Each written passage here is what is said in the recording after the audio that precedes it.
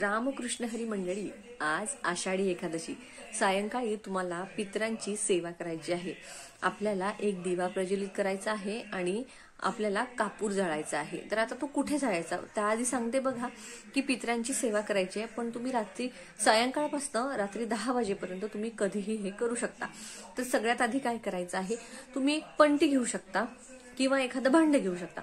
त्याच्यामध्ये थोडेसे तांदूळ तुम्हाला घ्यायचे आहेत आणि तुमचा जो मुख्य दरवाजा आहे, प्रवेशद्वार, आपलं मेन प्रवेशद्वार, त्याच्या उंबरठ्यावर अगदी मधोमध तुम्हाला ही एखादी वाटी घेतली असेल किंवा पंती घेतली असेल तर ती तिथे ठेवायची आहे। लक्षात घ्या, त्याच्यामध्ये तुम्हाला तांदूळ घ्यायचे आहे, त्यावरती तुम्हाला 2 कापराच्या वड्या ठेवायच्या आहेत आणि तुम्हाला ते प्रज्वलित करायचं आहे। प्रज्वलित करताना तुम्हाला प्रार्थना करायची आहे की तुमच्या पितरांना सद्गती मिळू दे। बघा, पितृदोष असो नसो आपल्याला ही सेवा करायची आहे।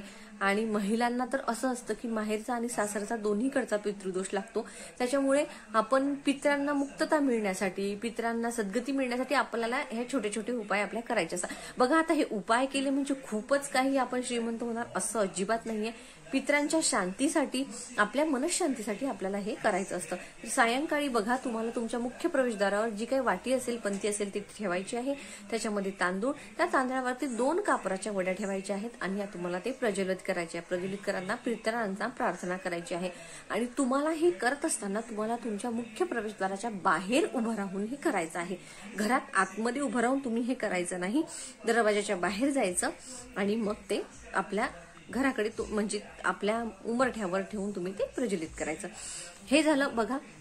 आता जर तुम्हाला जमलं तर तुमच्या घरामध्ये तिळाचं तेल असेल तर अतिशय उत्तम, जर नसेल तर हरकत नाही, तुम्ही कुठलंही तेल घ्या, एक पंटी घ्या, तुम्हाला एक दीपदान करायचं आहे। आता दीपदान कुठे करायचं आहे तर पिंपळाच्या वृक्षाच्या मुळाशी तुम्हाला एक दिवा लावायचा आहे। तर तुम्ही तुमच्या घरी जो तुमच्याकडे पंती वगैरे असेल तर ती तुम्ही घेऊन जायची। तिळाचं तेल घेतलं तर अतिशय उत्तम, नसलं तर कुठलंही तेल घ्या।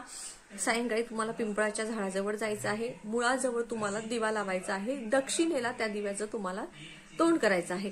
लक्षात घ्या, दिव्याचं तोंड हे तुम्हाला दक्षिणेलाच करायचं आहे। आणि दिवा प्रज्वलित करताना पितरांसाठी मी हे करत आहे, माझ्या पितरांना मुक्तता मिळण्यासाठी मी हे करत आहे, त्यांच्या शांतीसाठी मी हे करत आहे, असं म्हणूनच तुम्हाला तो दिवा प्रज्वलित करायचा आहे। दिव्याचं तोंड हे दक्षिणेलाच झालं पाहिजे।